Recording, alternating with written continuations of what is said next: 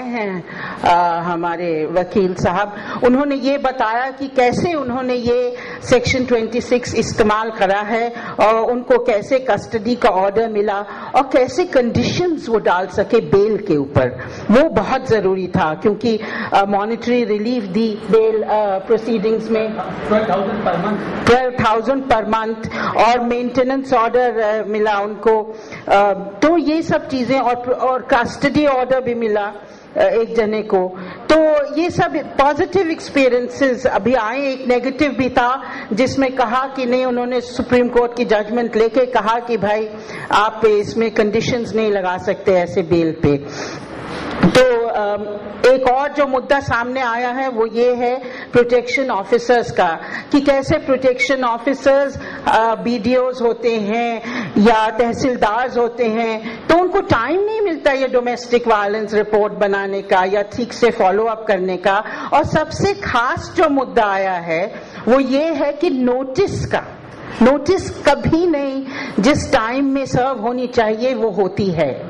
तो ये हमारे लिए एक बहुत महत्वपूर्ण चीज है और इसके बारे में हमें खास डिस्कशन करना चाहिए कि कैसे करा जाए। और एक ने कहा भी कि भाई एक कोर्ट ने ये समझा कि ठीक है, पुलिस ऑफिसर के तहत नोटिस सर्व कर सकते हैं अगर प्रोटेक्शन ऑफिसर नहीं कर सकता है। जो भिलवाड़ा डिस्ट्रिक्ट राजस्थान भिलवाड़ा डिस्ट्रिक्ट से आए थे, उन्होंने बताया कि भाई एडवोकेट की स्ट्राइक्स और वेकेंट कोर्ट कितनी मुश्किल होती है। और हमारा ये एक्सपीरियंस लखनऊ में भी रहा क्योंकि लखनऊ में डोमेस्टिक वायलेंस कोर्ट खाली थी काफी महीनों तक, जब एक्ट नोटिफाई भी हो गया था उसके बाद भी।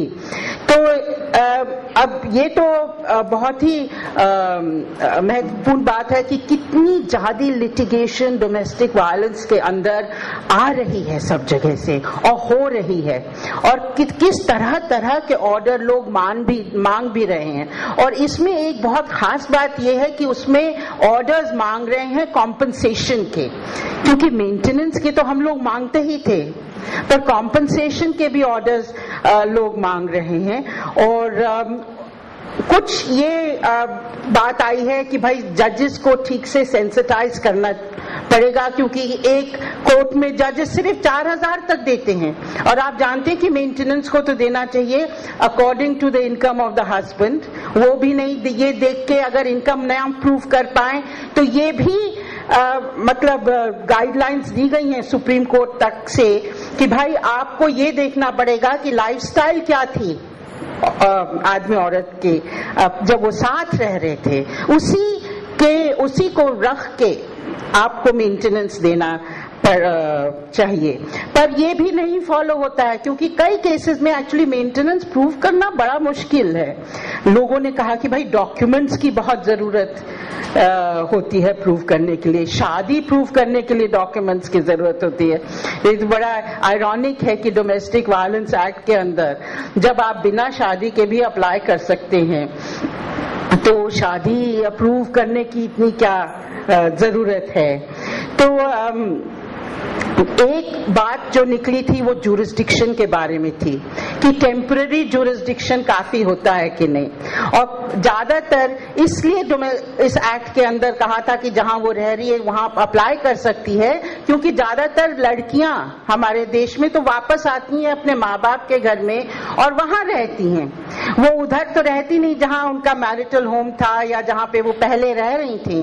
तो जब लड़कियां वापस आके रहती हैं तो इसीलिए वो अप्लाई कर सकती हैं। और ऐसे ही प्रोविजंस आपके हिंदू मैरिज एक्ट के अंदर भी हैं और कई और कानूनों के अंदर भी हैं। तो ये तो इस पे जजमेंट्स भी हैं हाई कोर्ट की जो हम लोग शेयर कर सकते हैं सबके साथ। मेरे एक चीज जो निकली है कि बहुत जरूरत है कि जो जजमेंट्स आई हैं इन केसेस में, वो जजमेंट्स हम लोगों को ऐसे फोरम में शेयर करनी चाहिए, क्योंकि उन जजमेंट से लेके हम लोगों को सबको बहुत फायदा हो सकता है। और किसी के पास भी अनरिपोर्टेड जजमेंट्स वगैरह हो तो वो उनको दें। तो ये कुछ निकले थे मुद्दे जो मैं हाईलाइट करना चाहती थी और ये कहना चाहती थी कि आप ऐसा करें कि इन पे ध्यान रखें, और भी कोई प्रॉब्लम्स खास होंगी तो उनको भी सामने लाइएगा। एक जनी जो एक नेगेटिव सी रिपोर्ट आई थी जिसमें कहा था कि भाई कॉन्सिक्वेंसेस डोमेस्टिक वायलेंस एक्ट के मोस्टली क्रिमिनल होते हैं, तो उसमें हम ये कहना चाहते हैं कि नहीं, इसमें सिविल रेमेडीज दी गई हैं। डोमेस्टिक वायलेंस एक्ट एक क्रिमिनल एक्ट नहीं है, और इसीलिए हाई कोर्ट ने ये भी, कई हाई कोर्टों ने ये भी होल्ड करा है कि आप प्रोसीडिंग डोमेस्टिक वायलेंस एक्ट के अंदर स्क्वॉश नहीं कर सकते, क्योंकि ये मुद्दा बार बार आ रहा था कि भाई ये क्रिमिनल एक्ट है, आप इसमें प्रोसीडिंग स्क्वॉश कर सकते हैं, पर ये हाई कोर्ट का अब ज्यादातर ये अग्रीमेंट है कि आप प्रोसीडिंग स्क्वॉश नहीं कर सकते, और इसीलिए ये भी रिकग्नाइज करा गया भी जो रेमेडीज हैं वो सारी सिविल रेमेडीज हैं, और बहुत जरूरी है कि ये एक्ट हम ठीक तरह इस्तेमाल करें। हाँ, ये तो है, कॉन्स्टिट्यूशन तो ये कहता है कि भाई आप औरतों को इक्वालिटी दें, पर क्या इक्वालिटी मिलती है औरतों को एक्चुअली? जब हम डाउन टू अर्थ में आते हैं, वायलेंस होता है, तो वायलेंस के अगेंस्ट तो हमें हर तरह के वायलेंस के अगेंस्ट हमें रेमेडीज चाहिए, और ये डोमेस्टिक वायलेंस एक्ट देता है, इंक्लूडिंग एक राइट ऑफ रेजिडेंस भी देता है, जिसके बारे में और चर्चा होगी। पर एक पॉजिटिव एक्सपीरियंस ये भी आया है, खैर नेगेटिव एक्सपीरियंसेस बहुत है राइट ऑफ रेजिडेंस में, क्यों ज्यादातर लोग अपने इन लॉज के घर में रहते हैं, जब रहते हैं, ज्यादातर तो नहीं, अब तो खैर मिक्स्ड एक्सपीरियंस है, जब रहते हैं इन लॉज के घर में तो राइट ऑफ रेजिडेंस उनके लिए एक बहुत दिक्कत वाली चीज हो जाती है इम्प्लीमेंट करने की, और कोर्ट्स भी उसमें काफी नेगेटिव जजमेंट्स दे रहे हैं। तो ठीक है, अब हम इसी पे हम खत्म करते हैं। और एक पॉजिटिव एक्सपीरियंस आया था एग्जीक्यूशन के बारे में, बाकी सब तो काफी ही नेगेटिव एक्सपीरियंस थे कि भाई वारंट कटते जाते हैं, लोग सामने नहीं आते, और वो पैसा ऑर्डर हो जाता है पर मिलता नहीं है, वो मिलता नहीं है। तो ये जो एग्जीक्यूशन के बारे, एग्जीक्यूशन ऑफ ऑर्डर्स के बारे में भी अगर कोई एक्सपीरियंसेस हैं तो वो भी आप शेयर करें। अब हम ओपन करते हैं इसको डिस्कशन के लिए आप लोगों के सबके बीच में। Sorry about not speaking in English, but I think it was clear. The mic is there. Anybody who would like to? Yeah, 3 mics are there. Here. Okay. We'll answer the question. That is a panelist. साथियों, मैं आपका ध्यान एक ज्वलंत मुद्दे के ऊपर देना चाहता हूँ।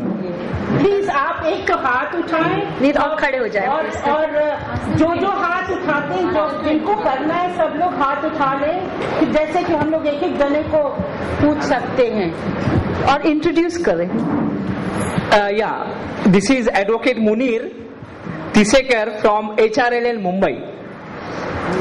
Friends, I want to bring your attention.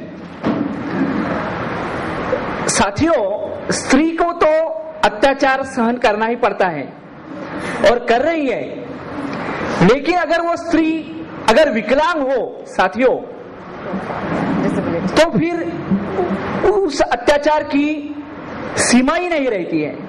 If the women is a disabled and the problem and the domestic violence that she face, so the disabled women not only face the domestic violence from her family, but also by her in-laws, and another thing is these women are sometimes get married the husband of their sisters, and their condition is very pathetic. So I want to just bring the attention to the problem of the disabled women who they face the domestic violence. Yeah, all women are included under Domestic Violence Yes, Act. but the disabled women, you can say Yeah, the we problem. agree. Disabled, Dalit, disadvantaged, true. Yeah. अच्छा, जब आप प्रश्न पूछ रहे हैं, आज का जो सेशन है वो कोर्ट एक्सपीरियंस और जजमेंट के बारे में। अगर हमारे पास कोई नेगेटिव एक्सपीरियंस है, कोर्ट एक्सपीरियंस है, आप बताइए। जैसे कि ये सेशन खत्म होने के बाद हमें इस एक्सपीरियंस को कैसे पॉजिटिव में बदलने के लिए हम क्या कर सकते हैं, थोड़ा कुछ हम चर्चा के बाद कुछ सजेशन कर सकते हैं। ये मुद्दा है, this is the objective of this session, is if we have any negative court experience or any negative judgment, how we can convert it or make it into a positive experience. We want suggestions. Yeah. मैं सुगंधी Francis, Akhil Bharatiya जनवादी महिला संगठन महाराष्ट्र एडवा से हूँ। हमारा कुछ अनुभव है, वो अनुभव भी बताएंगे और फिर क्या दिक्कतें हैं वो थोड़ा सा बताती हूँ। 2005 में जब ये हमारा कौटुंबिक हिंसाचार का जो ये कानून पास हुआ, पूरे 2006 तक तो इसे हम लोगों में, मतलब वो पेपर हमारे हाथ में आने के लिए जो था उसको पूरा साल गया। 2007 में हमने एक पहला केस हमने बम्बई में रजिस्टर करवाया था।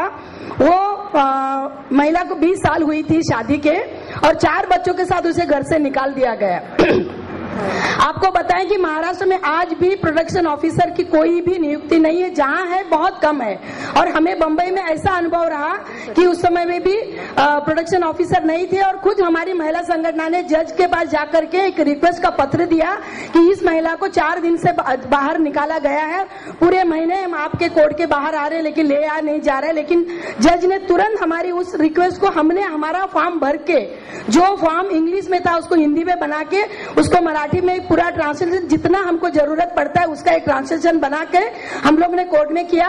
और सही बात है, ये बहुत अच्छा हमें लगा कि पहला केस हमें एक अनुभव के तौर पे उस महिला को बराबर 72 दिन 60 दिन होना चाहिए था। लेकिन जो हम यहाँ पे बात कर रहे हैं कि पुलिस का, सबसे बड़ी बात है कि पुलिस का क्या रोल होना चाहिए था, उसके अंदर में हमारे 12 और 13 दिन गए।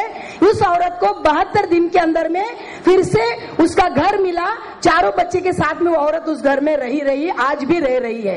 ये ऑर्डर कॉपी हमारे पास है, चाहिए तो हम यहाँ पर लाकर दे सकते हैं। हम एक ऑर्डर कॉपी है। कॉपी मिलने के बाद जब उसको ऑर्डर मिला, हस्बैंड चला गया सेशन कोर्ट में। मतलब ये देखिए, हम और आप एक सामाजिक कार्य करते हैं, लेकिन ऐसे वकील भी होते हैं। उसने वकील पकड़ा और सेशन कोर्ट गया कि उसको घर से निकालना चाहिए। और जब हमने सेशन कोर्ट में भी चैलेंज किया, उसके बाद में आदमी भाग गया, वो आज तक आया ही नहीं है। ये एक केस का एक्सपीरियंस हमारा अनुभव है, जो आज भी औरत वहां पर रह रही है अपने 4 बच्चों के साथ में।